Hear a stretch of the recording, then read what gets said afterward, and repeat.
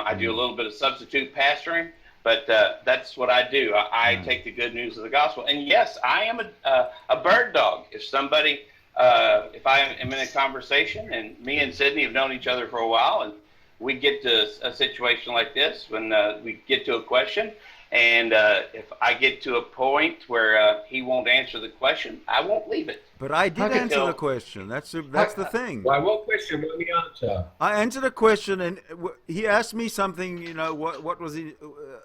He asked me something about how life started, or how what came first. He asked me something, I said, and the answer. Hold on a second. Excuse me, Jim. Don't interrupt me, because I'm talking to Mike. He asked me a question. The answer I gave him was evolution. Okay, that is a perfectly acceptable answer. He says one-word answers are not acceptable. That's crap. Yeah. You know very well that's nonsense. No, sir. One-word answers are perfectly acceptable. Oh crap! My phone's dead. One-word answers are perfectly acceptable, and you know it. I think evolution is a reasonable way of thinking about where life came from, especially if you don't think that it could have supernatural powers. I mean, if it can't come from a supernatural source, then evolution would be the next best thing. Evolution's a fact. There's no arguing about it. I wondered a little bit about that, Sidney. I mean, apart from being like overstating, do you really believe that scientists take the position that evolution is not to be challenged? People can't bring any kind of other opinion and present it? Yes. So what about your friends around you? I mean, don't most of your friends who are scientists and atheists say that the purpose of science is to allow other people to bring theories? So you don't think they're correct in allowing that, or you don't think that's the history? Sure it is, but once something's proven, unless you come along with something to disprove it, it's proof. Well, okay, do you know that most scientists don't believe that? But I don't know if you do or not. No, you can make that claim. You cannot make that claim, because I'd like to hear all scientists, or most scientists, come into the hangar and say, I don't believe it, I don't believe it. Well, you can't make a claim that most I can make a claim that most theists don't believe in God. Okay, who would you accept as authority? Let's say you're out of your own friends. Let's choose some people out of your own friends, and let's ask them and see what they say. Because as far as I know, I may be wrong, but as far as I know, science says that other people are welcome and encouraged to bring other ideas and see, how they match with what has already been thought to be the best theory. So we could ask your own friends, but I think your own friends are going to tell you, 9 out of 10 are going to tell you. You can't make a claim what you think my friends are going to say, because again, you may be wrong. Yeah, I may be wrong. So you can say, I think all your theological friends are going to say they don't believe in God. That's what I think. Well, no, okay, we can ask them, but let's go to reality, and let's either go to some source that you will accept. What source of authority? Either your friends, or find a source on the internet. And let's look at it. But I think the authorities that you will accept, let's look at those. I'm not trying to be hostile. I'm just saying, as far as I know in reality. I am telling you that evolution is a scientific fact not to be disputed. And if you're going to dispute it with some substance. Don't just say 9 out of 10 scientists and this and that. So and you will say allow, that. And most of your friends, I think, give me something.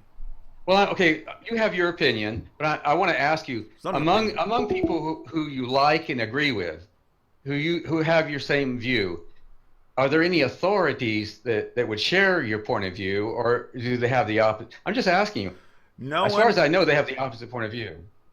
I don't. Firstly, none of my friends in real life are non-atheists. Every one of them is an atheist. Okay. No, I mean, out of your athist friends, every one of them accepts evolution as a fact, because it is. Okay. Well, but I'm asking you, if we ask your friends, we choose some. I think let's ask them and find out. Tell me what authority will you accept? Encyclopedia Britannica? Will you accept Harvard? Will you accept MIT? Will you accept the National History Museum in England? Tell me some authority. We'll go look, but. As far as I know, all of them, plus I can't prove your friends. I can go and ask them right now. I'll put up a post and ask them. But I think they'll all say that all science theories welcome other people to bring ideas, especially ideas that have the scientific method, and to present those as an alternate view. I suspect you know that and you agree with that, but I don't know. You can tell me. Hi, Tommy. How are you? Hey, Tommy. Hey, beloveds. How'd you doing? Fair to middling. Hey, get better. It's horrible. But anyway, go ahead. Yes. So, Sidney, I mean, if you want to answer me earnestly, I think you're Googling, so that's fine. No. But I mean, just if you Google, I'll look at it. Google what? I don't have to Google stuff that's already a proven fact. What's to well, no, Google? okay, you're saying you know it's a proven fact, but I mean, can I have is there any authority? You choose the authority, but show me the authority. I mean, I know that Sidney says this, but I thought that Harvard and Yale and MIT and the National History Museum and National Geographic, I thought they all had the opposite opinion. Well, show me. Where's the opposite opinion? Okay, Okay, I'll name some sources. You choose the scientific authority, and you show me the opposite opinion. Okay, so okay, I'll do that. I'll certainly do that. So I'm going to say that the opposite opinion is that they think it's a highly tested and they trust it, but they don't say that you can't bring in another theory, and they welcome alternate theories. So Yes. so that's what we're looking for. Whether Right. alternate theories are welcome. There you go. Go for it. Okay. Hey Tommy, how are you? Well, seriously, thank you. Okay. Welcome, St. Tommy. Thank So you. Sidney, you have as your logo now in your name, Hail Satan. So I didn't know that about you before. I'm a LaVeyan Satanist. You're a Satanist now? LaVeyan Satanist. You're a LaVeyan Satanist, a certain brand of Satanist. Yeah, that's an Orthodox type. Yeah, that's it's the atheist. the more mature It's type. the atheist movement. So it's In a other certain words- type in of other words- atheism. I thought the atheist. Well, okay. So you're an atheist Satanist in a LaVeyan no. way, Yeah. All right. and whatever. you have on your page there it says it's in Latin, but it translated it means Hail Satan. Is that correct? That's correct. Ave Satanas is what it says. Yeah. Actually, I don't know too many Satanists outright. I have met, since on the internet, I've met several. They don't usually have a lot to say. But actually, before that, I don't think I've ever really met a Satanist at church or someplace like that where they say, I'm a Satanist and this is what I believe. And Well, welcome to the real yeah. world. Hey, Sidney. Yeah. Sidney, sir, are you lovely? What? Are you lovely Am I lovely? and No. precious? No. Lying dog. Oh, to you maybe. Lie, To you maybe. lie. All right. Look at him smiling. Yeah, that man, he knows I'm saying the truth. I can't help it, Sidney. Sorry. It's a hell of a thing to call a good man lovely. That's a delicate thing, and precious. It's kind of heavy-handed, in a religious way. But anyway, yeah. Yeah, but can you prove it scientifically? Well, I behold it. I might not be. It is subjectively beheld. Beauty is subjective. Let me ask you the question that me and Mike are having a disagreement about. I'm claiming that evolution is an absolutely proven scientific fact. There's no discussion, no argument, nothing. Whereas Mike is saying that we got to keep our minds open to different theories regarding this, and he's saying that there's no authority that points to evolution as being a fact. It's all just a theory with different ideas. No, I didn't say that. I didn't say there was no authority. Well, what are you saying? No, I said science welcomes other scientific theories to be presented. Right. But for example, I never said there was no. I don't know why. Well, let me ask you a I never question. said such a Now, thing. look, if Okay. you believe in scientific methodology, which is something real, reasonably real, if you believe in the compilation of theories and surmisings called evolution, if you believe in scientific methodology and the compilation of theories which constitute evolution, okay. You believe in scientific methodology. You don't believe in subjective consideration. You don't believe in love or beauty or truth or loveliness. Yeah.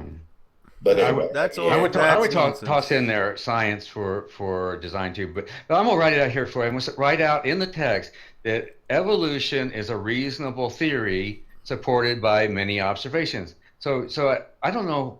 I think you were probably thinking of hillbilly, or maybe I don't know what's happened to you, but I never said that it doesn't have any facts or reasons, or so I'll write it out. Well, what I'm saying about hillbilly is he says he believes in science, but at the same time, evolution being a fact of science, he doesn't accept. So therefore, he doesn't believe in science.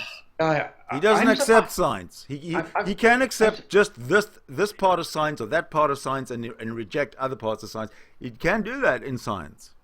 You can do that with religion, but you can't do that with science. Sidney, your own friends will tell you that science welcomes alternate theories. I'm going to look that up for you. I never said it didn't.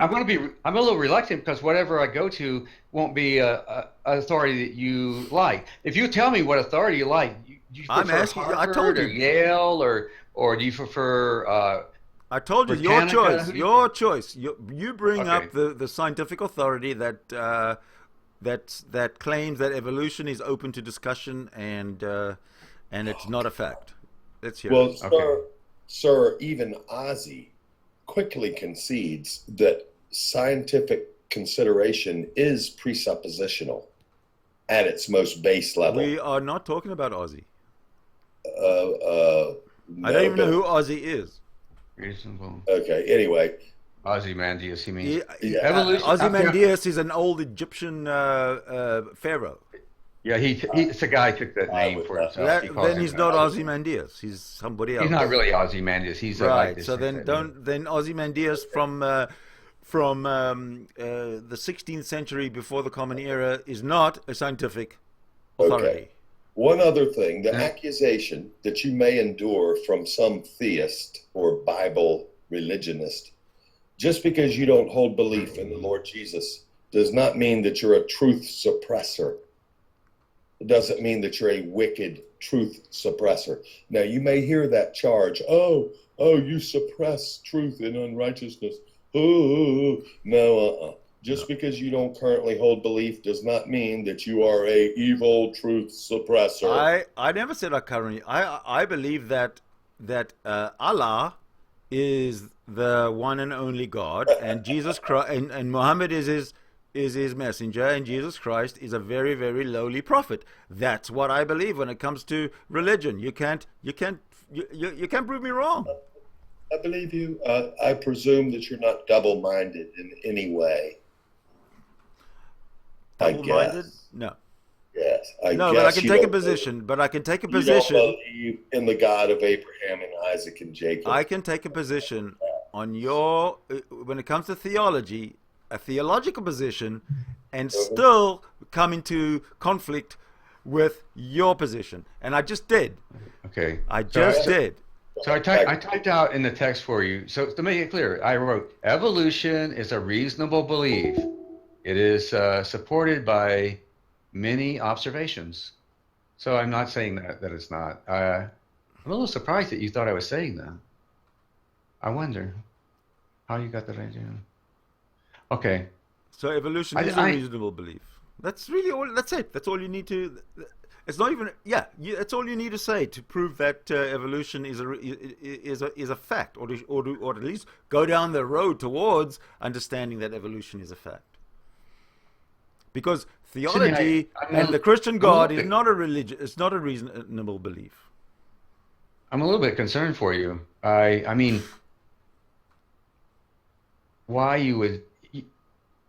You don't believe that 9 out of 10 scientists are saying that? No, I don't. We should think otherwise. So who should I go to? I'll go to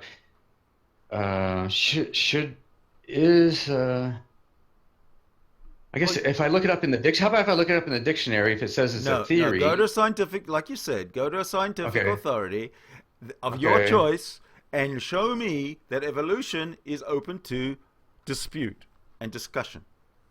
Okay. is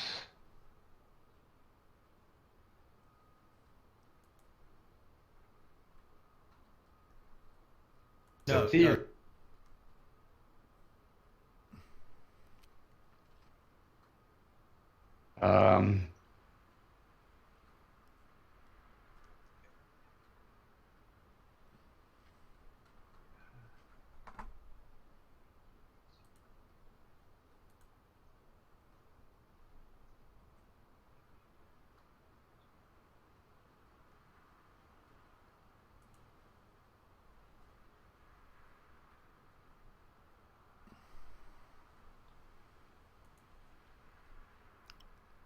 Okay. Now, this is from the atheist point of view, and I'll post it here. These are atheists who are talking. That doesn't mean that's right. I'm not saying that that's the right thing, but I'm just posting atheists. I haven't actually read this myself, so I should read it too. It says,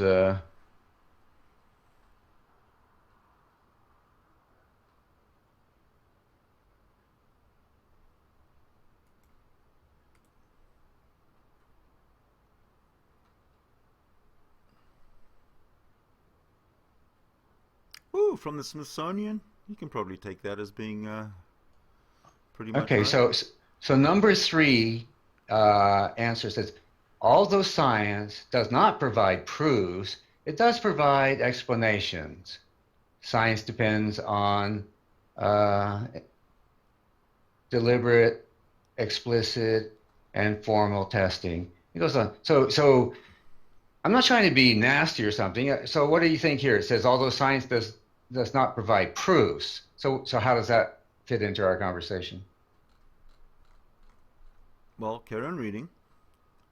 Well, that's my point. I read the rest. It says, although science does not provide proofs, it does provide explanations. All right? Right. So if we come up with plausible explanations that fit the model of evolution and everything fits into place, then we're on the right track. That could be. But I mean, if I say to you something like, science does not claim that evolution is proved by science, am I being argumentative or hostile, or am I agreeing with this document? Say it again? Seems like the Smithsonian is saying that science does not provide proofs. That's what it says. It says that literally. It says science does not provide proofs. So I'm not trying to be hostile or nasty. Well, I know, but read on. A theory in science is the highest form of scientific explanation, not just mere opinion, right? Oh, absolutely. I agree with you. There you go. So scientific theories aren't just sort of conjecture. Absolutely. I agree 100%. But it does say that they're not proofs. It's not proven. Science does not give proofs that evolution is true. It gives a theory, and it's a very good theory. It's something that's not just dreamed up. So I don't know if I don't want to have a conversation with you whether I'm trying to be unpleasant. I'm just asking you. I think we agree now. We agree. But before, when I was asking you, I don't think we did agree.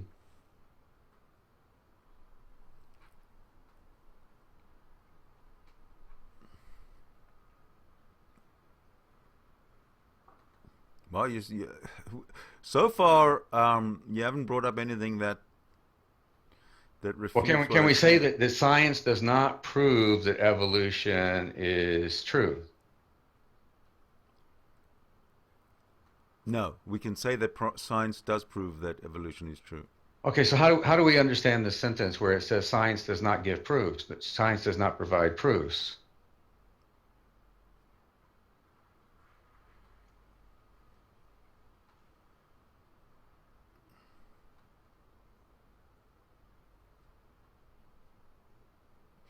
The scientific community does not recognize intelligent design as a scientific position. Therefore, it is not one side of a scientific debate, right? So intelligent design is a separate conversation. It's not a conversation that belongs in a science discussion. It belongs in sorcery and Wiccan and witchcraft and all sorts of other traditional folklore, right? That's it. That's fine, but we agree that science does not prove that evolution is a fact. And at least this is what the Smithsonian is saying. What I understand is that the idea is that people, scientists everywhere, like 99% of them, agree that science doesn't make proofs. It makes theories that are very good theories, but they don't claim that they are proofs. And that's a standard view. Maybe not for everyone. Maybe you wouldn't agree with that, but that's a standard view in science. Well, I don't see how you, as a non-scientist, can speak for science. I'm sorry. Well, I mean, the Smithsonian is speaking for science. It's not me but speaking. You read the. I've read most of this article, and you've stuck on one sentence.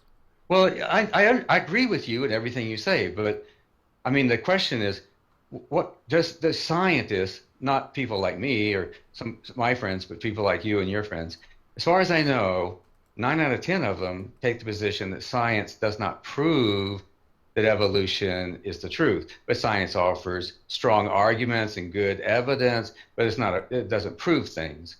Now, maybe they're wrong. Maybe they shouldn't say that. But as far as I know, that's the agreement on your side about how to think and talk about it.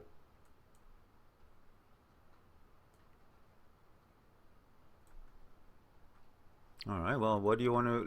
Let's go through this. All right. From anytime, pick a number and I'll read it for you. Okay, so the question is about whether it's a proof, and I say 3. 3 says that it's strong evidence but not proof. So okay, how about number 2? Let's go there first. All right.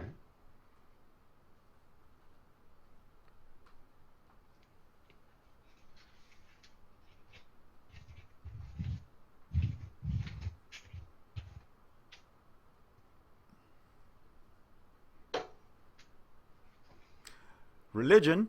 What is religion? Religion, or more appropriately religions, are cultural phenomena comprised of social institutions, traditions of practice, literatures, sacred texts and stories, and sacred places that identify and convey an understanding of ultimate meaning. Religions are very diverse. While it is common for religions to identify the ultimate with a deity like the Western monotheisms, Judaism, Christianity, and Islam, or deities, not all do. There are non-theistic religions like Buddhism. Yeah, you're going to wind up reading the whole thing, and I'm going to say yes to all of it. I do agree with what they're saying. All right, so let's read number 3. What is the difference between science and religion? Although science, does not provide proofs, it does provide explanations. Science depends on deliberate, explicit, and formal testing in the natural world of explanations for the way the world is, for the processes that led to its present state, and for its possible future. When scientists see that a proposed explanation has been well confirmed by repeated observations, it serves the scientific community as a reliable theory. A theory in science is the highest form of scientific explanation, not just a mere opinion. Strong theories, ones that have been well confirmed by evidence from nature, are an essential goal of science. Well-supported theories guide future efforts to solve other questions about the natural world. Religions may draw upon scientific explanations of the world in part as a reliable way of knowing what the world is like, about which they seek to discern its ultimate meaning. However, testing of religious understandings of the world is incidental, implicit, and informal in the course of the life of the religious community in the world. Religious understanding draws from both subjective insight and traditional authority. Therefore, some people view religion as based on nothing more than personal opinion or blind faith, and so as immune to rational thought. However, this is an erroneous judgment. Virtually all of the historic religions include traditions of rational reflection. That's all non-scientific. This is just reflection and discernment and la la la. I do agree with that. I know what you're saying. Yeah. But so let me ask you. All right. Do they seem to be saying that evolution is a highly tested theory that has lots of reasons observed from nature to support it, and that science uses such theories as a good basis for understanding of reality? Pretty much. And that's what they're saying. But they do claim themselves that the scientific method is not to claim that science provides proofs. Now, I'm not saying that. It seems to me that I know, but you need an authority, that all the scientific places say that. That's the standard idea about science. We could go to all the others. They all say the same thing. I do understand why you try to argue with Hillbilly or other people. You try to explain to them, the importance of it. Try to make it clear. Look, I understand that. Look at number at the bottom where it says evolution and creationism. Yeah. Right? If you go to that, and you go to question number 1. Do creationists necessarily oppose an evolutionary understanding of the history of nature and the origins of species and humanity? Now, in that answer, they split it up. There's young Earth creationists, there's old Earth creationists, there's theistic evolutionists, evolutionary theists, and all this kind of stuff. Now, if you want me to, I'll read it all. But I know what's going to happen, is I already know it all, and I already agree with it all. All right, so we can move on. But what about the idea that science does not, the scientists, not me, but atheist scientists who would be authorities, they all agree that they don't claim that science proves evolution. And I'm not trying to put you down and say that prove that evolution is wrong. I'm just saying that's the way that science works. They don't go around saying that it's proven and that science proved it and that's a fact. That's just not the method. I mean, if you want to do that, okay, but that's not what the scientists do, and that's what 9 out of 10 of your friends would say, that they know that's what the scientists do. Maybe they agree with you and not the scientists, but that's the regular method. Well, nothing I'm reading here disproves anything I've said. About what it does, whether science proves evolution and it's a fact. Maybe you would like to say it has, and that's okay. Maybe it has proven it. Maybe it is a fact. But that's not what other scientific authorities say, and they're uniform about it. You've never brought that one up. Show me. Right there where it says science does not provide proofs. I mean, is that what they're saying? I don't want to twist it. You tell me. Aren't they saying that science does not provide proofs?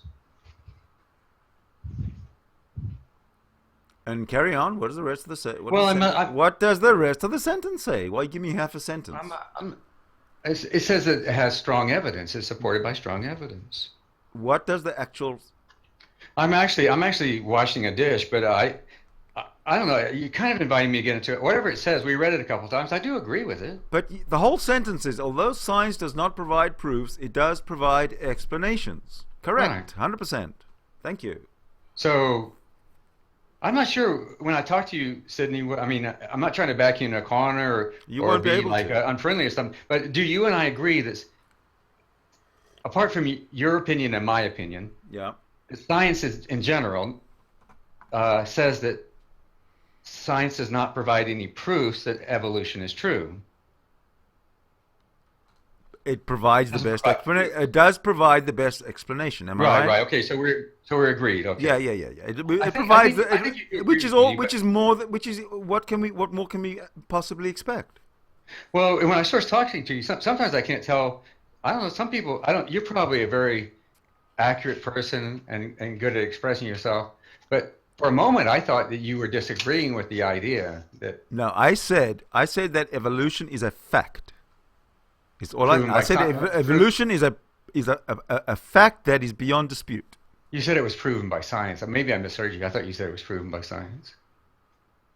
Well, science has explained evolution as with all its backup as being very strongly. Yes. Being very strongly as being a very good explanation for evolution. For the origin of species, that's right. For evolution. I mean, the whole cosmos is. Well, wait a minute. You said evolution for evolution. You're saying the same. You mean evolution? Evolution is a good explanation. Evolution is not just a human thing. Evolution is the whole universe is evolving. That's not okay. sure, there are different ideas about it, but what we're talking about is neo-Darwin evolution. I mean, I'm not arguing with you, but you can say, sure, the way that card games work is evolution. But we're talking about neo-Darwin evolution explanation of the origin of species. I mean, and whatever else you want to talk about. No, we're not talking about. Darwin wasn't 100% correct. It's called neo-Darwinism. That's why neo-Darwinism. Darwin is old. Darwin is from 1850. I mean, there are different types of evolution. What kind of evolution do you? Why are you referring to? No, I didn't say Darwinism. I said neo-Darwinism. What's neo-Darwinism? That's what the Smithsonian and your friends in evolution atheists call the type of Darwinism we have. Well, I'm looking for that. I can't find where it says that. It says, well, you can Google it. That's what I'm looking. You said you said the Smithsonian. I'm looking for where it says that. Okay. And I don't think it does.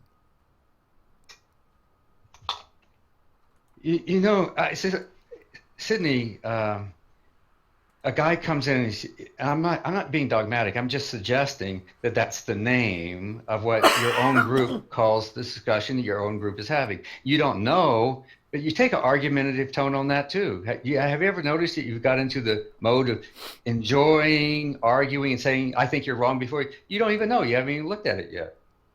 I've looked at the theology, everything about theology, and that is all nonsense. It's all nonsense. But I know. I will concede. Okay, that's a subject. We'll come to that subject. But have you noticed about yourself that you've got in the mode of enjoying arguing with people to the point that you have difficulty just talking to people? You enjoy arguing, don't you? I enjoy debating. Well, okay, so I was saying that neo-Darwin, look it up, is the name that your own side. You're the one who brought up the Smithsonian, the website. I'll look it up if you want. I'll look it up if you want me to. But that's the name that your own. Mike, you're the one who brought up, who gave me the link to the Smithsonian. That's what we're talking about. Nothing about neo-Darwinism appears in anything I've read on this website. Okay, so fine. Why are you trying to go somewhere where we don't have to go? Okay, fine. I won't go there. The conversation, as far as I know, is about neo-Darwinism or whatever you want to call it. So whatever you want to call it is fine. That's the standard name for it. Your own side uses it. Where? Well, I could answer that. I don't want to irritate you, though. You just asked me not to go into it. I'm asking you where does it use it? You're making a claim. Right. Back it up. Well, I'll answer that. I mean, I'll go out and Google it and get lots of sources. No. You don't have to Google it. You made the claim. You don't have to Google it. If you made the claim, you've already Googled it. I'm not saying it's in that document right there. I'm not claiming that. But that's what they were referring to. So why are you jumping around? Let's just focus on one. Let me ask you something, Sidney. Do you internally notice that you're very argumentative to people who are not trying to be argumentative? You enjoy it, I assume. But is that all you're able to do these days? Have you totally given yourself over? Are you saying you're not being argumentative? I am claiming that some of the things I'm saying to you is the discussion, and it's noticeable that you enjoy being emotionally contradictive of the other person. And no, I just don't like the hypocrisy and the contradictions that people like you bring up. Yeah, I do understand that, but you do it on every subject. Even on subjects where there's no difference between us. Like I'm suggesting. Well, I'm giving a suggestion. I'm giving an example that I'm just suggesting in a non-argumentative way. The name of the topic that most people use on your own side is neo-Darwinism, and you take the position, the kind of argumentative barking that I don't think that's true and why you do. I don't care if you think it's true. You look it up or not. It doesn't matter. I'm not. You mentioned you bring in a term like neo-Darwinism. You don't explain what it is. I have no idea what it is. Yet we have to run with it. I'm sorry. No, we don't have to run. I don't fall into those traps. We don't have to run with it, Sidney. It's fine. My conclusion is that you don't notice how argumentative that you've become. I'm not trying to tell you that that's the name. If you don't, I'm just saying it came up as a subject. I'm not arguing it. What came up as a subject? title do people give to this general subject? I mean, evolution. Just call it, there's different types of evolution. So the type that's being discussed. No. There's not different types of evolution. Evolution is evolution. It works everywhere with humans. Well, it could be everywhere. With galaxies. Yeah. With solar systems, everything. But your own side says that there are many types of evolution. I mean, okay. Not necessarily they agree in, but then they specify. Huh? Tell me how many types of evolution there are. 4 or 5. Okay. What are they?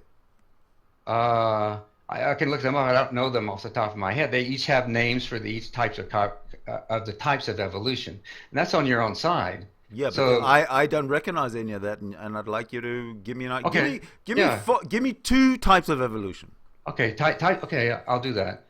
But I want to, while I'm doing that, I'm going to mention that you enjoy being in an argumentative role rather than just asking questions and being friendly. You know, I can understand you're frustrated with the other side, but I'm not trying to argue something or prove something. I'm just saying that.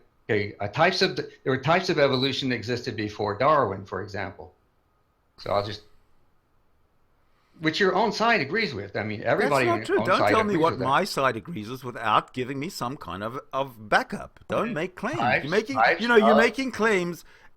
You say something like your own side agrees with you, therefore I've got to accept it. You say God exists, therefore I've got to accept it. That's the same thing. No, you don't have to accept it. I look it up for you. It's no problem. Thank you. Types of evolution. How about Rational Wiki? That's very atheist and very scientific. Rational Wiki. If you don't like that one, I'll keep going. But here's one right here. Rational Wiki is strongly atheist. They're anti-Christian and claim to be strongly scientific.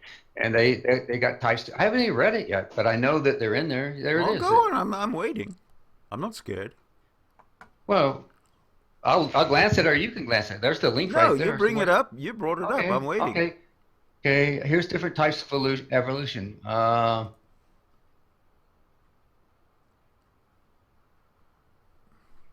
Okay, convergent evolution, parallel evolution, and it'll have Neo-Darwin in here. Okay, exactly. Darwinian. Now, if I can just make one little comment here and read the whole sentence to you. Evolutionary biologists have labeled these differing patterns as divergent, convergent, and parallel evolutions. They're not different evolutions, they're different patterns. See, you got to read the shit before you bring it up, before you make claims and make statements. Well, I understand what you're saying. These are different theories of evolution or whatever. I'm beginning to think that you have fallen into such an argumentative pattern. You don't realize how argumentative you've become. Well, I'm beginning to think that you're making up this excuse because you can't back up your own claim and you can't refute mine. Okay, all right. We'll just leave it like that. Sure. Let's talk about something that's not an argument for a little while. So I want to be pleasant. Oh, okay. Well, we both going to vote for Donald Trump, right? I'm not going to vote for Donald Trump.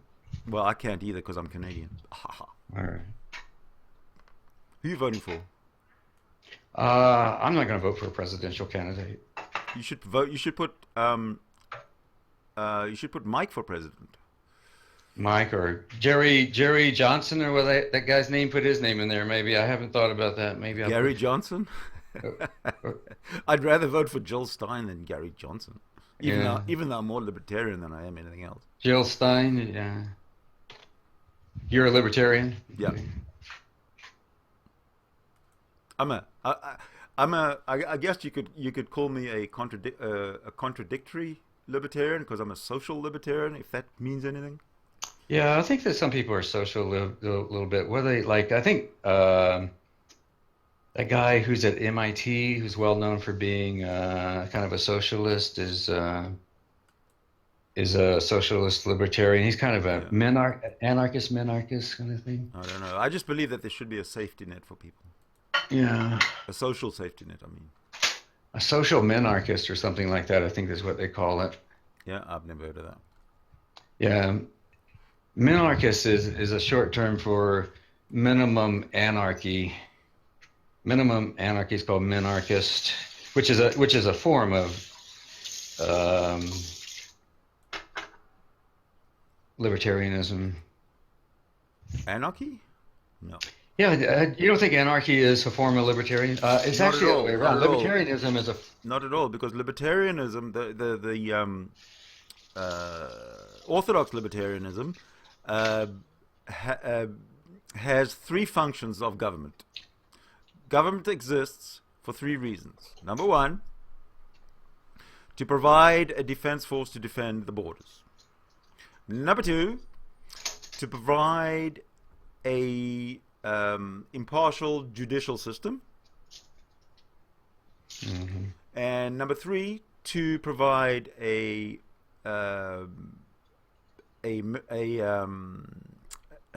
vehicle, if you will, to ensure that the law and order is maintained, police, by the police. But again, all impartial and all done according to law. There's no prejudices and no interference by government in the free lives of citizens. Yeah, I thought that what you're describing there is libertarianism, but not all libertarians believe exactly like that. There are different types of libertarians. Oh, I agree. But if you look at libertarian, if you go to look at libertarianism in the encyclopedia, dictionary, whatever, they're going to give you the orthodox, right? Yeah, and I think that within the idea of anarchy, if you have anarchy would be like no government, but there's also a term that's called minarchy, which means it has a minimum form of government, but then after that anarchy. So the terms are somewhat minarchy, minimum form of government is exactly what libertarianism is. Yeah, that's what I'm saying. That's what I'm saying. Libertarianism is okay. Fine. Anarchy seems to give the impression that there's no law and no order. Yeah. So people sometimes use the word minarchy or something like that. So I do understand it. It's just a matter of terms. It doesn't matter whatever people want to call it. So who's the leading authorities these days? I mean, I think it's on kind of libertarian thought now. There's a center, isn't there? There's like the Ed Meese Center or something like the Ed Meese Foundation. It's the Meese something. Mises. It's to do with economics, I think. Von Mises. Von Mises. Mises. Yeah, something like that. Yeah. So I think there's a kind of capitalist form that has a name. If you're a capitalist, it has a name to that. Like a capitalist minarchist, they have different terms. Capitalist libertarian. I mean, it would be kind of. It is a little bit hard to be a socialist and a libertarian. How exactly? I don't know what the name for that would be. No, those are two contradictory positions. But I just think that in any society, there should be a social safety net for people so that they don't land up in the gutter like pieces of, like the rats, and treated like such. That seems to be something that is endemic around the world. Yeah, it might be that you are a minarchist and you don't, and maybe there's a name for what the position you have. That might be minarchy. So I'll look it up. I see social. Well, I'll Google and see if there's a name for that position. Okay.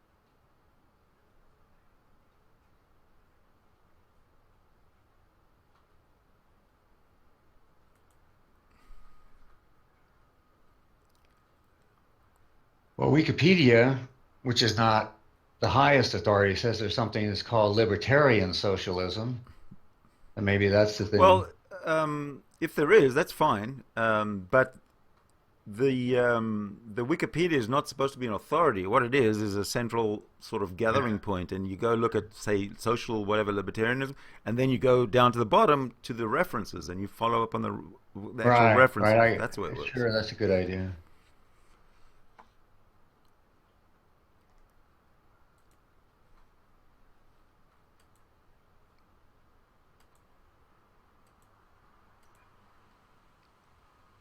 Menarche.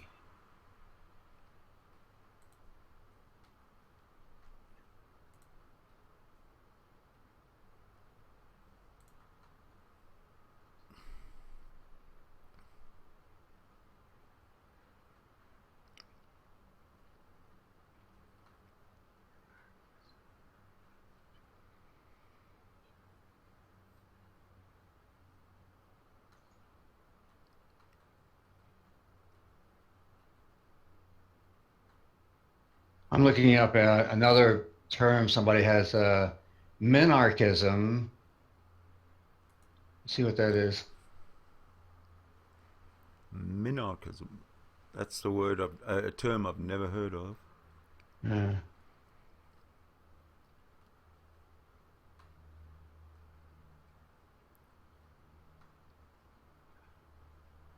It does say this a libertarian as far as it says minarchism is a libertarian political philosophy that advocates a particular variety of minimal state that acts only to enforce the universal. So I think you might be a minarchist, but I mean, I'm not telling you, I'm not calling you a name or something, but that might be a term you could look into. Well, that said minimal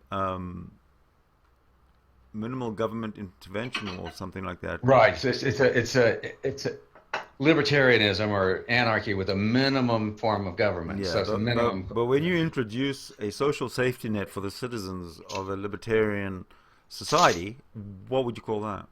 Yeah, I don't know. I have to find out.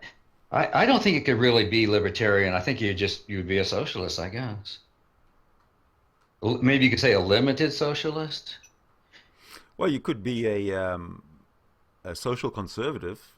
That would probably be closer. Yes. Well, yeah.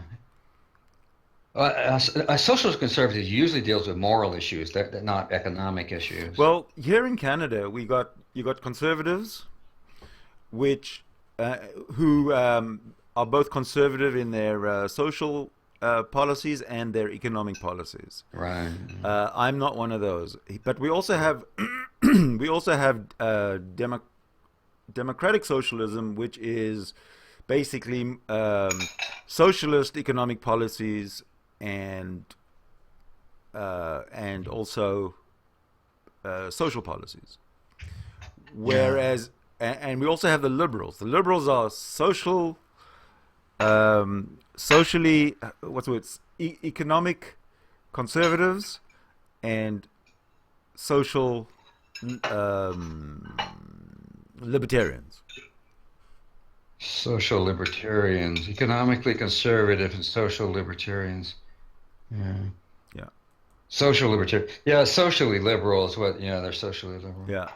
Which means they're capitalists and they don't believe in. But if you want to do all kinds of things they're traditionally thought to be. Yeah, they're capitalists in that they allow a free market. They concentrate on the economic growth of the country. They stay out of social issues. Mm-hmm. Yeah. That's what the previous conservative government here at least tried to do for a while. But they screwed it up and they got voted out. Yeah. So, what simple sentence do you think that a value you believe in that lots of other people could agree?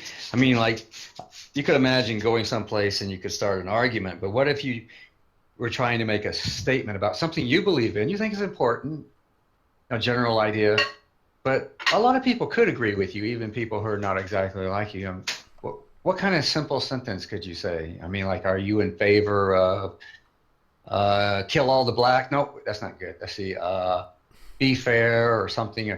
What kind of value would you think you could agree with a large number of people? The rule of law. The rule of law. Okay, that is a pretty good one. The rule of law. Mm-hmm. How it depends on, I guess, how you get those laws. Is that Well, is the a rule, libertarian? the How would you rule get of the rational law, I guess. rational? Oh. It's like I don't like in Singapore. There's I don't know if it's still there, but there was a law that you weren't allowed to chew chewing gum, right? Yeah. Well, again, I would question that law. Yeah. How could, if you believe in the rule of law, how can we find out what these laws are? How would we know what they are? Would it be democratic, or how would we do it? Well, they'd be universally democratic, wouldn't they? They'd apply to everybody. Well, things that are democratic are not, that's the means by which they're made into laws. In other words, you can make up a democratic law that's against the minority, but I think what you mean is that they are egalitarian. That they're the same for everyone. Yeah. But, I mean, how would you find out what they are? I mean, would you, like you said, laws, but would we find them out through voting on them? Is that how we would find out what the law is, or? No, the laws are on the books. You can. Well, it got on the books by people voting on it. That's how we do it. Absolutely. Yeah. So you're in favor of democratically law? I know it's a bit of a problem because not sometimes so much democratically, but rational laws. You know what I mean? Laws that, for example, do you think it's right for say in the traffic laws there's a 70 mile per hour speed limit? Do you think it's right that if somebody's going 72 miles per hour, they're breaking the law? Do you think that's kind of makes any sense? I don't. Mm-hmm. Because even the 70 miles per hour is arbitrary to some extent. Yeah. Because why is it 70? Why isn't it 68? Why is it 71? Yeah. And if it's 70, 72 is not that different. Yeah. Well, actually, so there's a bit of a question. Like, what do you say? There's a law against chewing gum somewhere. I think there's apparently in Singapore. I don't know if it's still on the books, but they used to be. Let me look it up. But I think it's a bit. You have to figure out what people mean when they say I believe in the rule of law. But if they have an asterisk that says except laws that I don't think are good laws, then it gets to be a little confusing by what they mean by I believe in law. Well, remember the old Chinese law where the law was one couple, one child? You couldn't have more than one child. I'm not disagreeing. By law. I can imagine laws could be bad, but if the laws can be bad, then what do you mean, or what does anyone mean when they say they believe in the rule of law? Because they only believe in the rules of law that they like. That's no. I believe in the universal law. Like there's no country in the world that I am aware of that allows random murder. Yeah. Okay. Right. So like widely accepted. Universal laws. Yeah. Universal. Like. Yeah, I don't. Nowhere is it allowed to kill. Nowhere is it allowed to steal. Nowhere is it allowed to rape. Nowhere is it allowed. You know what I mean? The Germans were allowed to kill Jews, weren't they? Yeah, but that's not a universally accepted law. No, but if you have like several million people, then it's not universal if they're allowed to do it. I mean, if they accept it, then it's not global, universal. Okay. Well, you mean widely. I think you mean widely, but if you have millions of people... No, I don't mean widely. I mean like United Nations sort of... Oh, United Nations, so that you get it through voting through the United Nations. I don't know. It's clear to you, isn't it, that if millions of people in Germany have this other idea, then it's not global, it's not universal. It's clear to me that millions of people in Germany did not accept that. It's clear to me that millions of people in Germany were fearful of disputing a law, of questioning a law, of doing anything or saying anything that. But it was lawful there. Well, obviously it wasn't, because the Nuremberg trials sort of killed that law. Yeah. For a while it was lawful. In the United States, it was lawful to kill your slaves for a while. For 150 years or something. Tell me something about this United States. In 1776, I read that they came out with this. We the people, all humans are born with the right to the inalienable right to life, liberty, and the pursuit of happiness from 1776. Yet there was slavery up until 1863 or whatever. Now there's nearly 100 years of Declaration of Independence and Bill of Rights, which didn't apply to everybody. That's right. That's true. So, but they didn't consider blacks to be humans. Well, they did in the North, not in the South. No, not at the beginning of the country. They did not, but they knew they had a problem. I don't think that there were any blacks up in New England who were treated any differently than anybody else. Okay. I do agree with you that the black had different culture. That is a fact. But let me look it up. I think that they had slavery in all 13 colonies.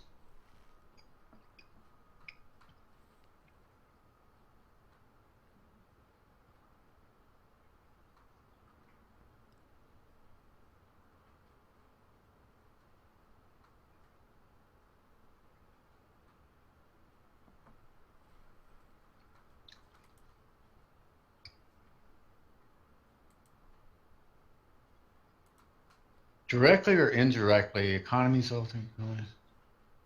America depended on slavery. Yeah, they had slavery in all 13 colonies. I mean, I'm not going to start an argument, but that's... No, I'm not going to argue with that either. Yeah. I don't know. I don't argue with history. That's real history. I mean, it's not something that you can... But there were differences. They had more rights in some places than others, but they were slaves. Right.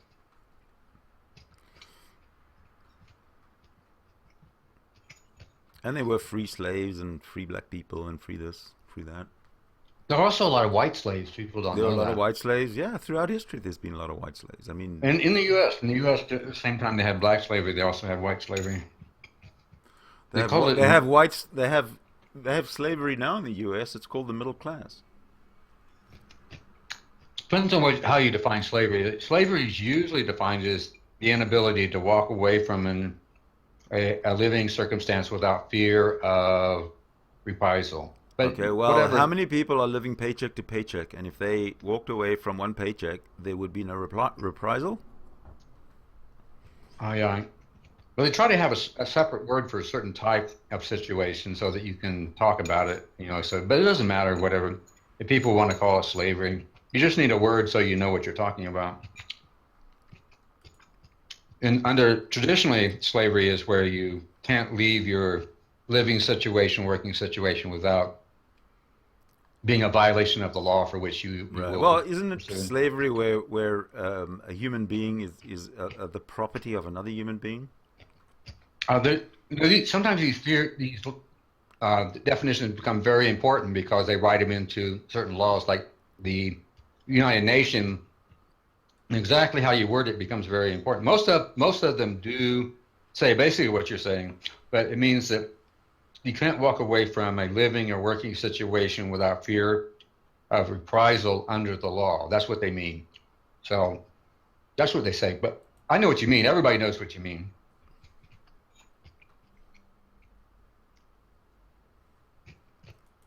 Okay.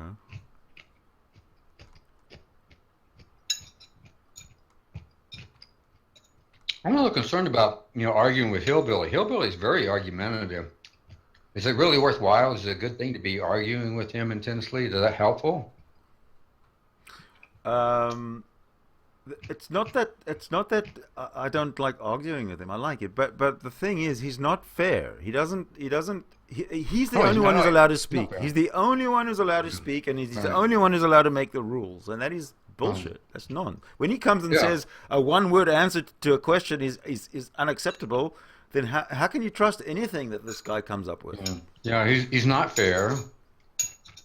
He's not fair. But you say you do enjoy it, even though he's not fair. Sure. He's a nice guy. I like him. Oh, wow. He's decent. He's a decent human being. He's obviously, he's deluded with his Christianity and whatnot. But that's okay because it he doesn't go out and do harm to other people. Mm-hmm. You know, he's a sweet guy. That's interesting. I didn't know about that. That really is. I think that's a side of you I didn't know about, Sidney. You know, you have like I think you have like a humanitarian side to you. That's your basically. Of course. Your nature. Well, having been a victim of the greed of the humanity's greed, has helped me form that opinion. How are you made a victim? Did you have, what kind of difficulties did you have? Well, I've always been somebody who's been exploited, been told what to do, been what's the word? Used as a sort of a doormat, that kind of stuff, and then thrown away instead of being rewarded. So it's taken me a long time to understand that that's what has actually that's what's actually being done. Unfortunately, it's taken too long. Hey, Don. So this would be in a variety of categories, like economics and social life in other ways, or is it primarily economics? Or?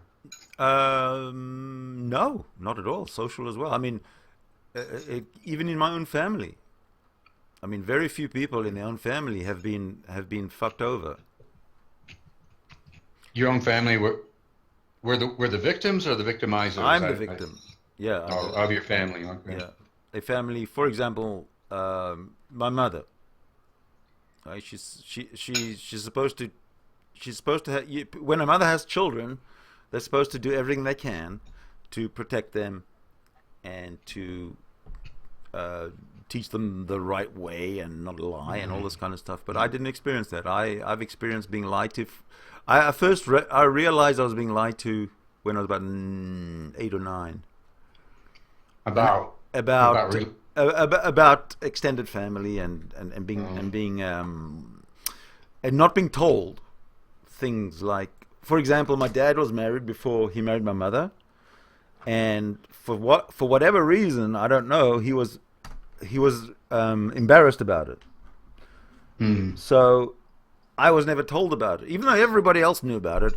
I was never told about it, and I had to find out for myself. And when I did find out for myself, and I brought it to him, he pretended he couldn't remember anything, about his first marriage. Couldn't, like, I asked him, "What was your first wife's name?" "Oh, I don't remember." That kind of stuff. Now that plants a little seed of mistrust. I mean, you mistrust your own family from a very young age. Who else is there? There's no one. Yeah. Hey, Darth, how are you? I haven't met you, Darth. You have a microphone? Yeah, he sure does. Yeah. Nice to meet you. You guys haven't met? I haven't met. I don't think I've met him. He looks a lot like that English guy who. Yeah, he's a parody of Richard Dawkins. He's Richard Dawkins' twin brother. Yeah, hardly. Yeah, when it comes to this hangout, it's 2 against 1. Okay, I'll be careful. No, you 2 against me. But he believes in evolution. No, not at all. No, I don't. No. Oh, so you're being a little bit sarcastic here. Is that what you're doing? Right. No, I'm a fundamentalist evangelical. Oh, okay. I'm a Christian. I'm a Christian also. You're a Protestant. Yeah, we're Protestant. You're specifically a Protestant, right? And how about you, Darwin? Do you also identify as Protestant? He's a Protestant. All evangelicals are Protestant. I don't really use that term. Yeah. Well, okay. But in general, I mean, people in general community, apart from people have special definitions of them. But in general, if you're not a Catholic, you're most likely a Protestant. But people can have their own names and ideas by themselves. Well, okay. So who do I believe when I'm told by a theist that Catholics aren't Christian? Like what is the where do I go? That would depend on the criterion, Sidney. Another way to think about it is just to have names for different viewpoints. So one of the names that are used are called biblical Christians and Catholics. So Catholics themselves say about themselves that we have the Bible as authority, but we also have what are called the traditions of the church, which mean they're not in the Bible. Right. So the two groups are divided between being biblical Christians and being Catholic. So you just need a separate name. Now, whether both of them are Christians, all groups who use the Bible call themselves Christians because that's the name of the heroes in the Bible. So even Mormons who have a wildly different religion call themselves Christians because you have to, because that's the name that Christ has. It's the name of Christ. Right. But they're not necessarily Christians.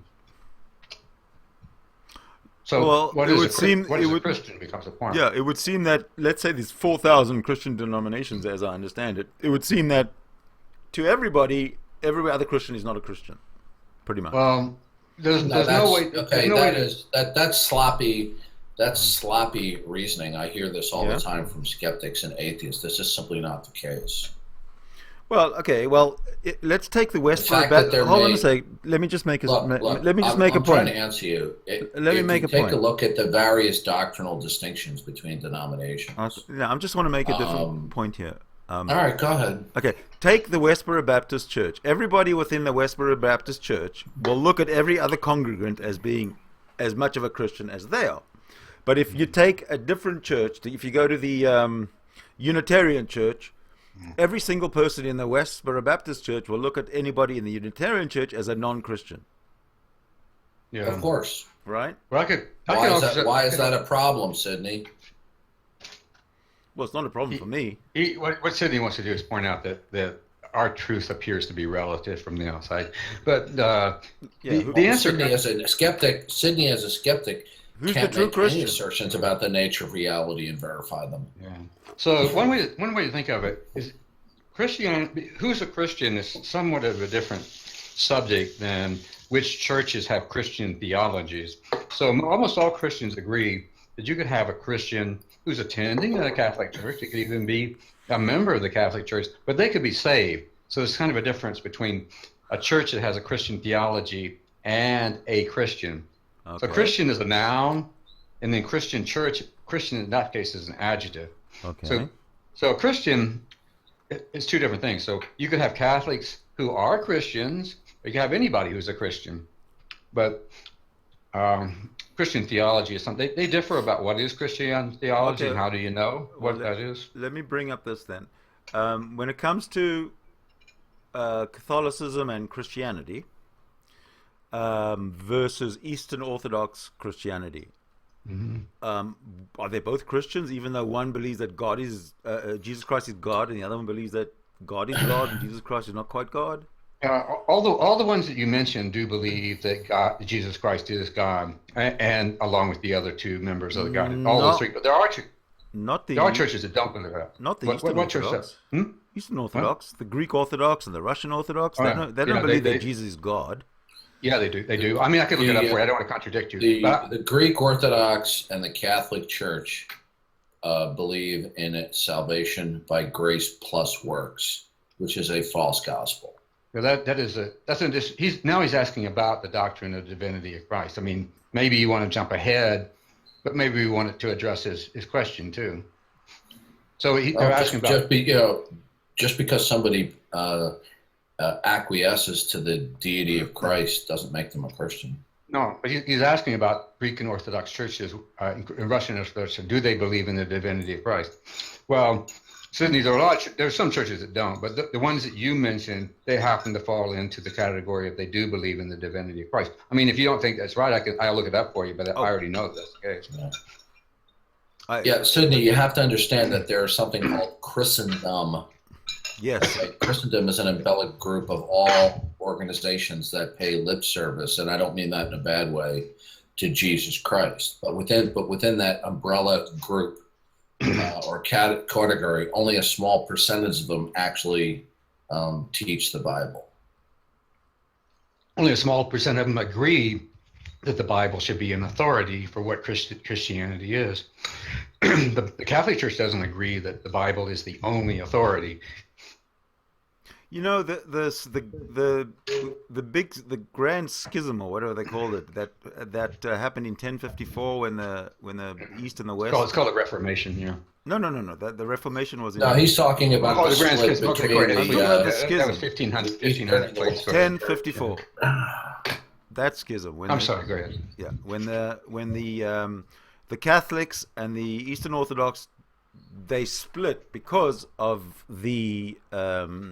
Jesus Christ being, on the one hand, on the Catholic side being a god, and on the Eastern Orthodox side being a person, the Son of God. Yeah, you need to look at that a little more closely. I think that history is not that. The Eastern Orthodox does believe that Christ is divinity, is God. But I don't. Go ahead. You want to make a point? They did divide over. What was the schism about then? Yeah, it had to do with church authority and government. Church authority, yeah. The Pope says he's the only one. That's the top dog. And the other people say, "You got to be kidding me." And he said, "No, everybody's got to do what I think is right." And they said, "Yeah, we don't think so." So they left.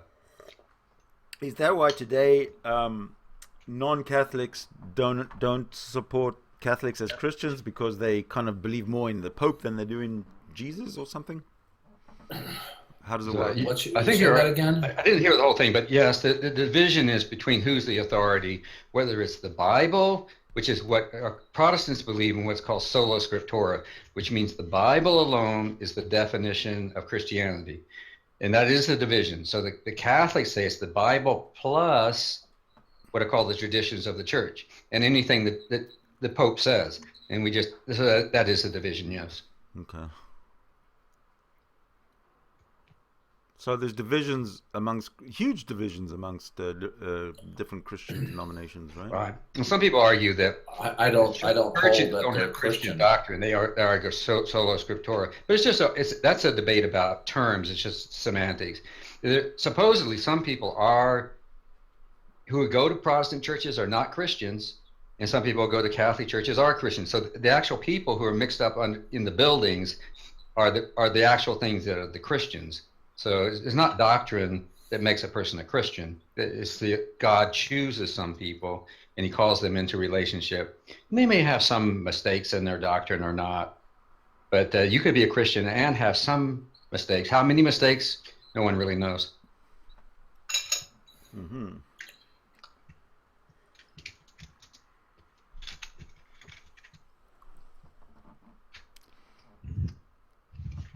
So how would you, Mike, live your life any differently to Darwin's, both being sort of the same flavor of Christian? No, we're the same thing.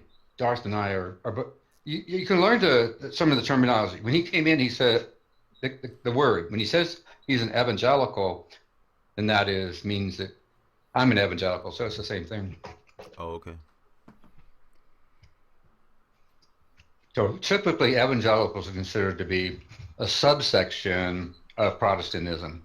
So evangelicals are not Catholics, but they are Protestants, but they're a subsection. And generally, they emphasize inerrancy of Scripture and a personal relationship with Jesus Christ, which means he's the authority. So a lot of Protestants still say that you should talk to the pastor, the priest, and that you should get forgiveness. But Protestants say you go directly to Jesus in prayer, you talk to him, and he gives you forgiveness, and he's like your friend. He's with you, rather than the church being between you and God. That's the standard Catholic way. And then after the Catholics, the Protestants vaguely follow the Catholic way, that if you want to know God, if you want to have a relationship with Jesus, you go to the church, and the church stands between you and God and helps you out. They're like your helper. But then after that came evangelicalism, where there's nobody between you and God and Jesus. You do learn about him directly from Scripture. You read the Bible, but the reason for that is before a certain time, people couldn't read the Bible. The only way you could do it was have, a church people between you and God, because they're the only ones that could read. How would you do it? But then later, also the printing press was invented, and the price of books went from $100,000 a year to $10,000 for a Bible. So now most people still could not afford Bibles, but lots of people could. And that made it possible for the Bible to be the authority. You no longer have to go to the church where they have a $100,000 Bible handwritten. Lots of people could have Bibles, and they became authorities in themselves by pointing at the Bible. So that's evangelicalism. Okay.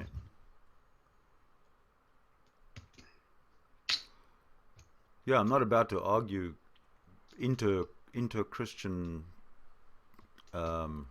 differences, or intra-Christian differences. So you were saying that you believe in the rule of law, like very common laws. We were just talking, Darth, about what Sidney, what kind of values he has that are be very similar that other people could agree with, like a statement. So he says, I believe in the rule of law. So then he said, but he did say he didn't believe in certain laws around the fringes, you know, like can't chew gum or drive 2 miles an hour faster than who would advocate for not the rule of law? Anarchists, and also yeah, well, they're okay, but they're not true anarchists. Okay, and then they're not true anarchists. Show me a true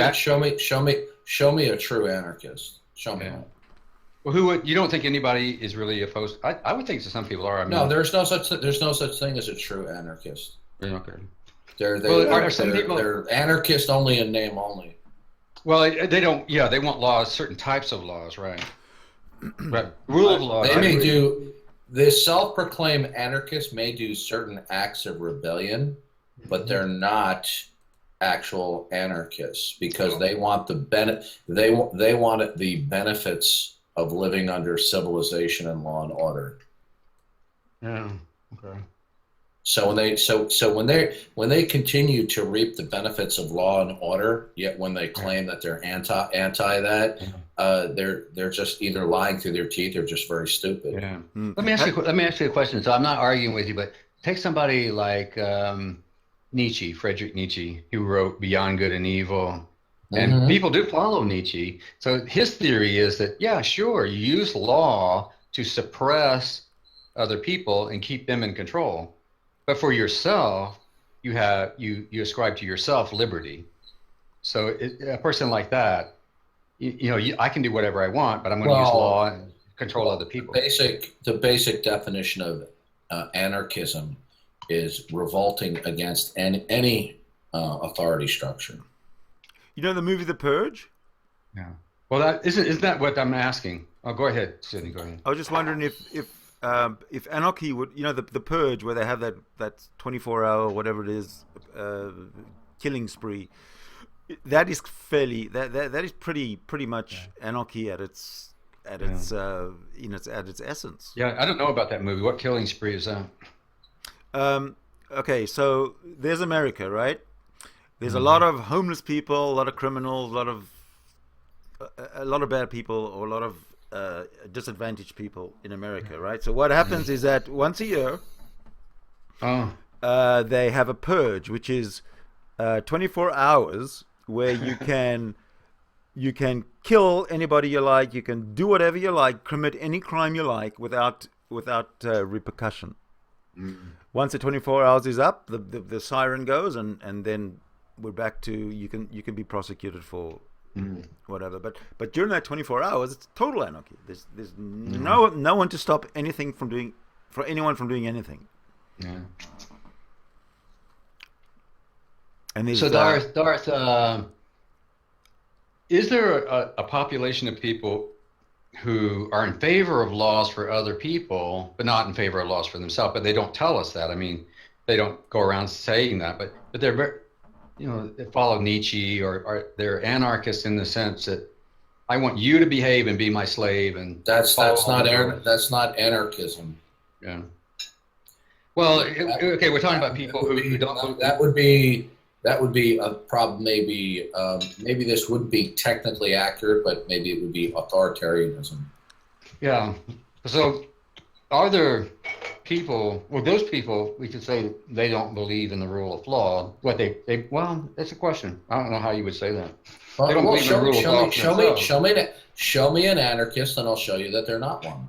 Okay. Even somebody who, let's take, for example, Barack Obama's old buddy, William Ayers, who planted bombs in various locations. People may call this acts of anarchy, but the fact of the matter is they want to live in and reap the benefits of the rule of law and civilization. So they're not true anarchists. All right.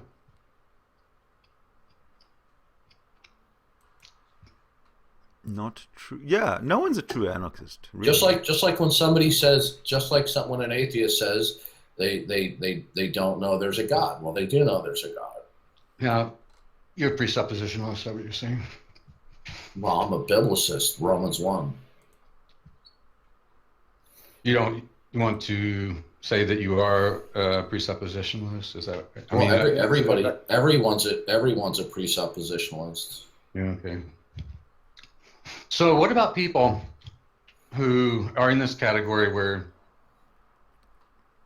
let's say there is a large category of people who don't say it out loud, but they would like you to behave according to a set of laws, but they have no intention of following any laws that they can get away with not following. You know, they do what they want. So would we say that that person believes in the rule? I don't know. I'm not really arguing. I would say they don't believe in the rule of law. Why would we want to bring Hillary Clinton into the topic? Yeah. Yeah, I'll explain it like Good that. one.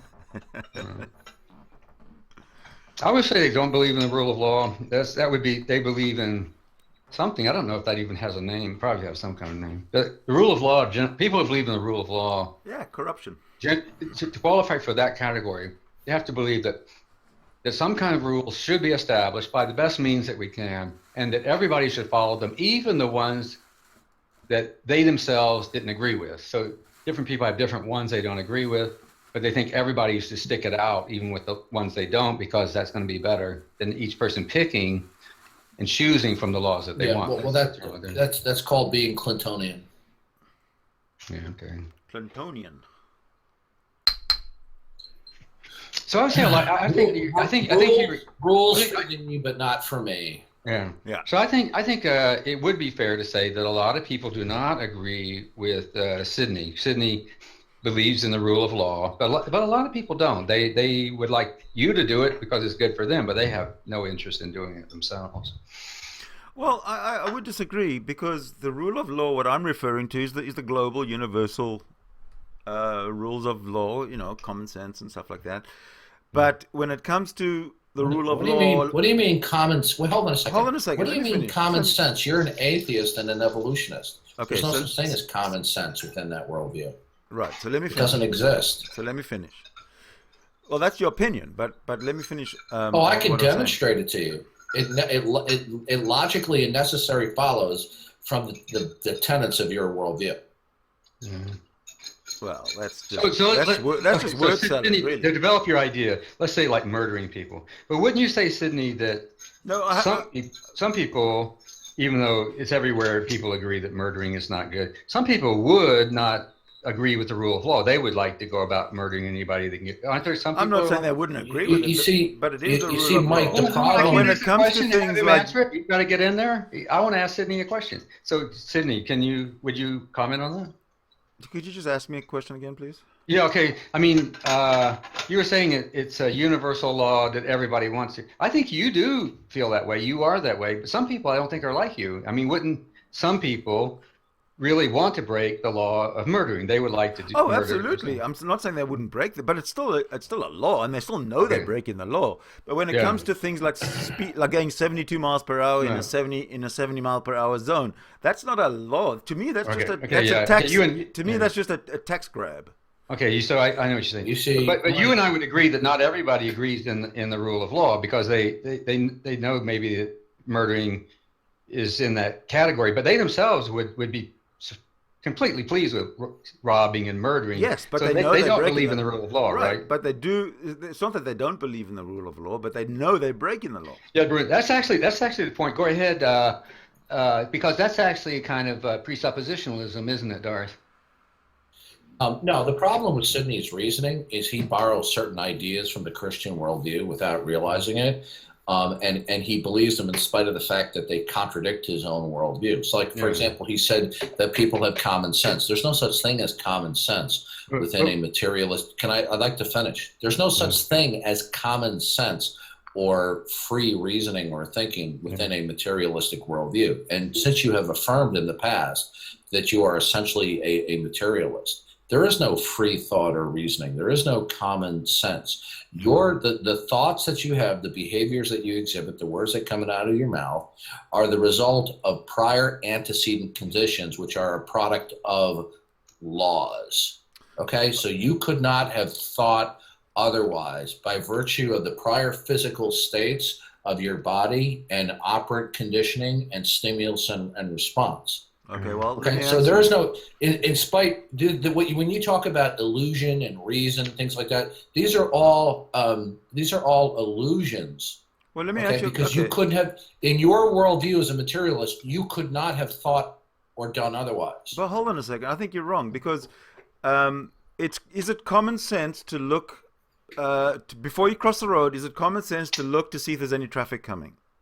You see, this just went right over. No, is it common sense? And if it is common sense, then how does an atheist? Borrowing from the Christian worldview. I'm not borrowing from the Christian worldview because you are, and you don't even realize. Is it common sense to look both ways before you cross the street? I'm asking you, is it or isn't it? Common sense doesn't exist in your worldview. So what is it? What is it? What do you call it? In your worldview, the only thing that exists is matter. Okay, so what do you call it when I look? Okay, he's asking a question. You know, let him ask you a question. Yeah, let me ask my question. What do you call it? What do you call it? What do you call this kind of phenomenon where people commonly have a perception that you should look both ways before? Okay, he's just asking a question. From whose worldview, Sidney? No, okay. For me not wanting to be killed there is some kind of Mike, what you have to understand is that when somebody is speaking about the nature of reality, they're speaking either from a particular world or a conclusion based upon a worldview. Sidney is speaking. Okay, good. So when Sidney speaks of common sense cannot exist from within his worldview, in spite of the fact that he thinks it can, because Sidney's worldview. All right, let me finish my thought. No, you're doing more talking than anybody else, and you're insisting that you get. No, I'm not. I've been sitting here quietly. You're going to be listen. If you're going to be rude, obnoxious, you're just going to talk over everybody. I have been sitting here quietly for a long time, and you have been sitting there yakking the whole time. Just keep going. You just keep going. Everybody keeps going. You can have a conversation. Everybody just keeps going. Is this how we're going to do this, Mike? Okay. Yeah, we're going to do this. Sitting here quietly. We can agree about it. We can agree about it. Okay, I'm going to let you talk a little bit. Go ahead. Mike. Go ahead. I have been sitting here for a long time quietly. No, go ahead. You use the conversation. You have been speaking the overwhelming majority of the time, and I've been sitting quietly. I don't agree with that. So please don't pull this card on me here, Mike. You're being rude. Okay, you're being rude. Well, right now. Okay. Sidney's worldview. Mike, are you going to keep on talking over me? You're being rude. You're the one. Hey, Mike, if you're going to be childish, then if you're going to be childish, my time in this conversation. Okay. I have better things to do. Okay. Right? Go ahead. I think you're welcome. You're welcome to say Christian. You're welcome to say Christian. You're welcome to say, but if you're a professing Christian, you should. Yeah, if you want to say, you can go ahead. But I don't want to get into an argument. You're going to keep on over talking me, Mike? I might in some gentlemen. Cut me off. I might in some cases, but I don't want to. I want to be friendly. Gentlemen, okay, all right, Mike. Let me finish what I was saying to Sidney and stop. Respect each other's humanity, please. Yeah. Okay. No, I respect his humanity. It's just that I don't tolerate people being rude to me. Now, Sidney, in your worldview, Sidney, the only thing that exists are material things. And you have stated this in the past. You've also stated that everything is governed by laws, right? Now, that means that whatever event occurs is predicated upon antecedent laws. Isn't that correct, Sidney? Okay, now I'm going to say something. You got to say something. I just asked Sidney a question. I know you did, but you don't get to talk on forever. I answered you. Mike is no, you don't get to. I'm going to say something. I waited for you to say something. I'll see you later. I answered you, dog. All right. Well, you see, he doesn't like he just doesn't like giving up the floor. unfortunately. Yeah, I know. I do think I want to be friendly, but okay. Yeah. You see, well, to go back to that example of crossing the street and using common sense, Mm-hmm. how is that got anything to do with Christianity? I don't know. You ask him a reasonable question. You ask him, well, what do you call that category? But Yeah, I was going to ask him, what if it's not common sense, what is it? Yeah, you did ask him twice, but he didn't listen to your question or answer it. And I was asking him, listen to his question and answer it. No, he didn't. But that's what he does. That's his shtick. His shtick. Yeah. No, I think you're a good point. You could call it whatever you want. I think it's fair to call it common sense. Yeah, there's lots of things that are common sense. I mean, that's just one example, and that's not the domain of atheists, theists, or anything in between. It's just common sense for everybody. Yeah. And he says that there's no such thing as common sense to an atheist, and that's just so wrong. It's just untrue. And then I don't know why people behave that way. No, but when he says something like that, you kind of wonder, how do you absorb anything he says? Yeah. At all. That's what I think. I think the person. Some people do that kind of thing. I think they get a kind of social life from kind of arguing with people. And there is a kind of drama with arguing with people. Well, there is a certain amount of entertainment. Yeah, it is. Yeah. But I'm frustrated to do it sometimes. Like if somebody kept telling me that 2 + 2 = 3, after a while, you have a frustration. You want to tell them off. That's not. You want to tell them that's not real. That's not true. It's fair enough to to disagree, but again, my main thing is just letting everybody have their say and then respond. Yeah, I think that's good. And otherwise, it turns into anarchy. So this thing we were talking about, where the rule of law, I do know what you mean. But so I would say that some people don't agree with you. I think there's a fairly large group. I don't know how big it is, but they're not really interested in the rule of law. What they would like is for everybody else to obey the laws, but then they would like to pick and choose for themselves. I think that doesn't probably fall into that category.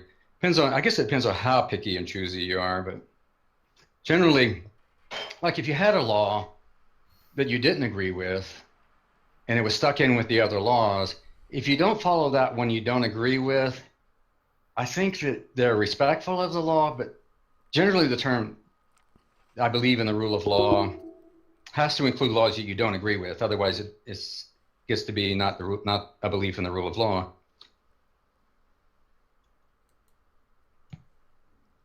Well, there's a difference between the rule of law and the rule of tax collection. Yeah. So I think we need to think of some way to describe that, like the rule of just laws. But the problem with the rule of just laws is that everybody becomes a law unto themselves. In other words, they pick and choose which laws that they think are good laws. That's probably not what people mean by the rule of law. They probably you probably need a separate term for that. I would say it's the rule of universal law, global law. So we have to have some kind of way. Well, yes, rules that we could know are universal. Yeah. Now you're kind of positing that there are rules that I think there are rules that are universal, but we haven't really completely discovered how the various people in the community are going to know what those laws are. I mean, if everybody has their own system of finding out what they are, then that would not be the rule of law either. So you have to have some way to find out what they are. Well, if the rule of law, if the law that we are talking about as the rule of law is a universal set of rules and laws, then by the time people become able to think for themselves, they know. They've been taught what is the rule of law and what isn't the rule of law. I think there is a name for that. It's called what's called natural law. In other words, like you talked about crossing the street. It's kind of a law that you have to look both ways. Actually, it's not a law, but it's called a natural law. In other words, if you not careful crossing the street, you'll get hit by a car. So that's called it's called natural law. So the things that would fall into that would be murder and rape and theft and, the big... Right. Yeah. Swear down in that meeting. Somebody who wants to you want to be a troll, or what are you saying, Big? What's your comment? Oh, he was playing... Swear down in that, innit? Yeah. I can't really make out what you're saying, except yeah, but okay. He's I don't think he's saying anything. He's just playing a recording of somebody. All right, okay. You're not even going to troll us in person? You're only going to troll us with a recording? All right. Well, I ain't trolling you. I'm just talking a little bit of English slang. Yeah, he's trolling us. English that may be Benny, because Benny came in, and then Benny's got that's not Benny. who. That's not Benny. Yeah, Benny encouraged me. Sorry about that. Yeah, is that you, Benny? Yeah. I didn't see. Benny says I didn't say anything, but the dog did say something, so they came in together. I don't know. No, they're not the same person. They're not the same person. Okay. No. Yeah, like if you're not going to talk to us in your own voice or appear on camera, we may, you may not. You can troll us some, but. I don't think he's a troll. I'm not a troll. You can assume anything you want. Kick me out if you want, but I ain't a troll. If you want to be paranoid, be paranoid. I don't think. Okay. I agree. I don't think Big Cheese is a troll. He's just interrupting. Okay, maybe you're not a troll. I don't know. No, he's just interrupting at the wrong time. So, like, if we have a set of laws that are like, do not murder, do not steal, do not rape. So those could be considered universal laws. Yes. But like which side of the road you drive on, in one country it's one side, and in the other country it's the other side. Right. So that has to be by agreement, don't people have to agree? Well, there's also universal law in that everywhere you go in the world, if you're driving a car and there's a stop sign, you stop. But there's no, there's not one country which has a stop sign which you don't have to obey, and other countries where you do have to obey. It's universal. Yeah. But I guess some laws people might not agree with. Like some people they may think, well, there should only be yield signs. You don't really need stop signs. So how do we determine which laws really should be followed and which ones should not be followed? Well, there's also flexibility. Yeah.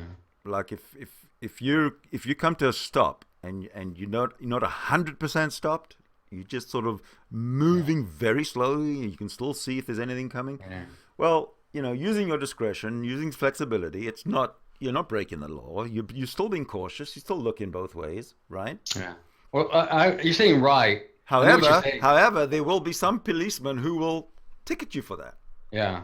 So I know what you're saying, but technically, you are breaking the law, at least technically, according to the letter of the law. You're breaking. No, you're breaking a bylaw, which is really a tax collecting device.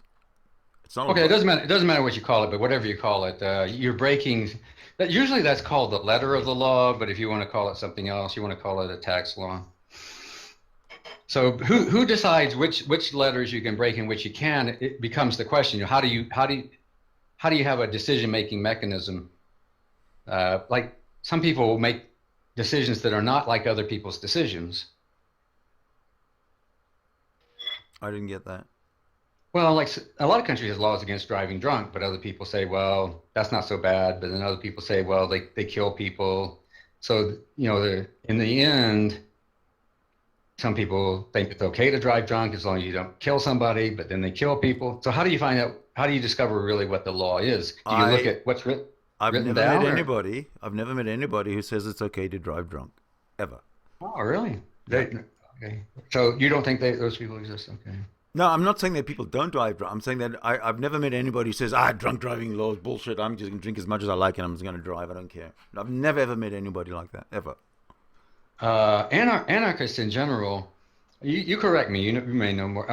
Libertarians in general, as far as I know, say that a person who is driving his car should not be restricted by some rule about being drunk or not drunk. It's up to the individual how he behaves. I think that's what libertarians say in general, isn't it? No, I think when it comes to that, there are people who say, I don't believe in the safety belt law or the seatbelt law, and they'll drive without wearing a seatbelt because I've got a friend who's like that. He doesn't believe in wearing seatbelts because if you're in an accident and you're hooked in with your seatbelt and the car goes on fire, well, you're going to burn to death. But if you don't wear a seatbelt and you're thrown clear, you're not going to, that type of stuff. But that is, I personally believe that a seatbelt is a very good thing, because you don't get flung around when you're driving your car. You know how you go around corners and whatnot. If you're stuck in place, if you're part of the car, you've got the control that you need. Yeah. So again, common sense. Well, there are lots of categories where people would disagree.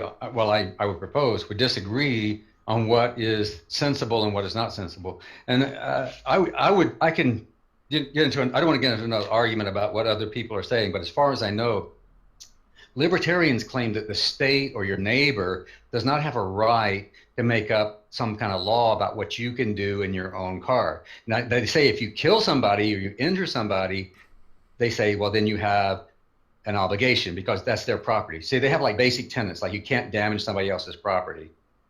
You can't harm somebody else. But as long as you're driving your car and you're drunk and you're not harming somebody, their position is you're free to do whatever you want until you harm somebody. Now, I don't want to get in an argument, but there are lots of people who believe that. I disagree with that 100%. Yeah, okay, you disagree with it. Yeah. Well, that means that I can take my gun, I can go into the street, a busy street, and shoot. If I miss everybody, then I'm good. I haven't broken the law. If I hit somebody and kill somebody, well, then you've broken the law. That doesn't. Well, that's what I agree with you. I agree with you, but that's most libertarians. That's the debate. But anyway, so the problem with saying that we believe in the rule of law is I do agree with you, basic laws, but different people have different ideas about which ones are the ones we should obey. So usually what people do is they say, well, I'm either in favor of obeying all the laws because that's the better system. We'll just do that, and that way we won't have everybody deciding for themselves. And when people who believe that, that's generally called believing in the rule of law. That's what that term means. But people who think, well, some laws are not very good, so I think we should do the good ones, but not the bad ones. That's usually not called believing in the rule of law. That's usually called something like I believe in justice or fairness or something like that. Doesn't matter what you call it. They're just semantics. When there's a law and the only punishment for breaking that law is that you have to pay a fine, give money to the government, then that's not really a law. That's not really a valid law. It's called a bylaw, and it's a tax grab. It's not, it's got nothing to do with law, with legal anything.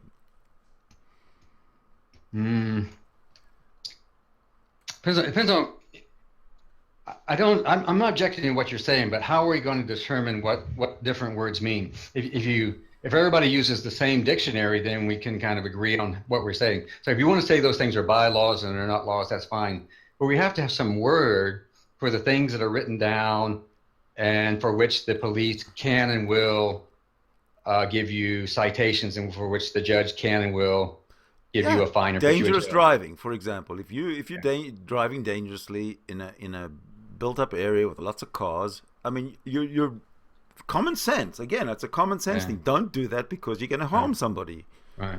So lots of societies have codifications for which they have enforcement. So that's the police, at the courts, and the legislature. So whatever is written down are generally called, you could call them laws or written laws or statute laws. But that's what the question, and when we say I believe in the rule of law, generally refers to people who believe in following all the statute laws because it turns out to be better than each person deciding for himself which ones are the good ones and the bad ones. But if you don't, that's what the term usually means. So I would say you probably don't believe, what you believe in is justice or being reasonable. There's a different term is usually used, but you don't believe in following all the statute laws anyway, however you call it. Well, I don't believe in following. I don't believe in laws that are just there for tax collection, and 99% of laws are of just that. Yeah. Hi, Holly. How are you? Hey, Holly. Good. How are you? Hi, Benny. Hi, Sidney. And hi, Mike. You guys met? I have to heat up my dinner. Have you guys met? Big what? Big something. This is a big bowl. Oh, where'd you get that? Ravioli? Oh. Yeah. Oh, yeah. Chef for the big bowl. I have a big bowl and a big bowl. All right. So you got those at the food store. Okay. They're not from fast food. Okay. Well, no, this is Burger King. Oh, Burger King. Okay. They have a big bowl thing. Okay. That's what kind of pop? What kind of big bowl did you get? What did you get? What's in the big bowl? Now? No, right now, your big bowl. What's in your big bowl? Oh, in my big bowl? Yeah. Well, ravioli. beef ravioli by Ravioli. Okay. Chef Boyardee Like, ravioli. Kids Where meal. did you get that big bowl from where? From the restaurant? 7-Eleven? Yeah, like 7-Eleven. Oh, 7-Eleven. Okay. Quick and easy. All right. So you have a microwave? Did you heat it up? Yeah, speaking of which, I'll be right back. I gotta heat it up. So Okay. I'm starving. Okay. What happened to? Okay. 2. Yeah. So I think you believe in. It doesn't matter how you express it, but you believe in people being reasonable in their behavior and reasonable and just. You believe in reason and justice, something like that. Yeah, and I also believe in people minding their own business. Minding their own business, yeah. Non-interference. Yeah. As much as possible, but you do believe in some interference, like to some degree, but like for purposes like medical assistance, right? So people could interfere with other people to. How do you mean? Well, what you believe in, you said social, so that usually means medical assistance, which I do too. I think No. What I mean was, I meant social safety net. Which would be medical. Which would be, yeah, if you medical or shelter or sustenance. Yeah. Yeah, no one should be left in the street to starve and die in the snow. So that is, some people think of that as, well, you believe in some interference to the degree you have to collect taxes from people, so you have to, to interfere with. So actually, you're probably not very close to being a libertarian, because libertarians don't think that other people have a right to come onto your property and tell you that you need to give them taxes for anything, including. So I guess you would be like you could say that you believe in justice, reason and justice, and minimum social safety net, something like that. All right. Yeah, the reason I ask, people should have all humans should have a certain amount of dignity afforded them by society, right? And being on the street, homeless, without shelter, without clothing, without food, is not very dignified. Yeah, it's not. No, it's not. It's harmful. It's harmful to them. Yeah, it's harmful to them. It's harmful to society as a whole, because once people are on the street, their values will change. More than likely, I know mine would. If I was on the street, it wouldn't. The rule of law probably wouldn't be so important to me without a social safety net. Right. People become disenfranchised. Yeah.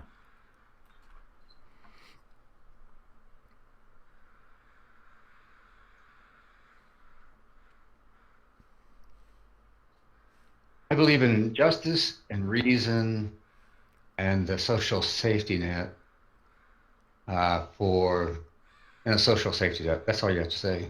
Yeah. For everyone. But beyond that, you believe that the government should be limited beyond these minimums, right? You believe in kind of a limited. Well, yeah. I also don't believe that. Like, if you go to jail for murder, if you're a murderer and you're first degree murder or whatever, and you're guilty, I don't see how you can be rehabilitated from your crime. There's no way. There's no way you can take that back. You're a murderer. You should stay in jail all your life, or be executed, or whatever the punishment is. But I don't see how somebody is going to jail for murder has any right to be let out at any time ever. That's where I have a problem. Yeah, I don't think they have a right. The general idea is that you could do it even though they don't have a right, because you could do it. I mean, you could just say, okay, well, you don't have a right, but we're going to let you out. You can get another chance or something. Well, I'll tell you what. I would support. I would support rehabilitating a murderer and letting him or her out of jail if you can rehabilitate the victim and bring him or her back to life. That's fine by me. But of course, that can't happen. So murderers and rapists and people who practice violence for a living or have committed violence, well, they got to be removed from the streets for pretty much ever. What about you, Sidney? Have you been a victim of sexual abuse or violence in your life? No. Violence, a little bit of violence, but nothing that I couldn't handle. I got punched in the face a couple of summers ago by some little kid, but I didn't retaliate. All I got was a bloody nose. Yeah. Hey, Holly. So, how about you? Have you ever been treated unjustly? In the face for? Yeah. What'd you get punched in the face for, Sidney? For filming homeless people. Oh. So the homeless people didn't like it, huh? No, they didn't like being filmed in the park where they're not allowed to camp. Yeah. But I film homeless people all the time and I piss them off. So that guy or that little kid was the only one who did something about it. But I was filming all the time, so when the police came over, all they did was take the film, and they knew exactly who it was. So I'm sure they went and took care of him one way or the other. I don't know. But the main thing was that I didn't hit back, and therefore, when they came, they didn't arrest me. Oh. But they certainly weren't great. They certainly weren't that helpful. I don't trust the police one little bit after that. Well, after that and other incidents as well, because the police, as far as I'm concerned, when they get a call to go anywhere, everybody that they see is guilty of something, and they want to arrest them. Oh, yeah. And I just can't stand that. I hate that. Yeah. Can be a problem.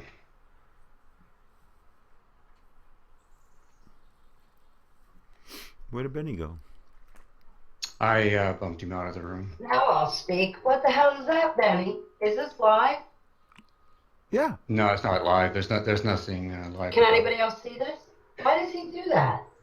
Why does he do what? Why does he just leave the chat like that? He goes to another chat. He goes to another hangout. Oh. And then he comes back to this one. He didn't say goodbye. He didn't blow me kisses or anything. Bye, Mike. Wrong. Well, just us now. I like the cartoon. Oh, Bops. Nice to meet you, sir. Or you, girl. I don't know. So what are you all doing this evening? Oh, I'm sorry. This evening hasn't arrived yet. Oh, okay. The clocks go back in 2 hours here. What are you doing? Eating, and then in a couple hours, I have to run a live video call and have someone talk on my channel, and I'm trying to relax right now for a little bit. You have live shows on a channel? Mm-hmm. Oh, what channel is that? Just your name? Mm-hmm. Oh, cool. Send us a watch link.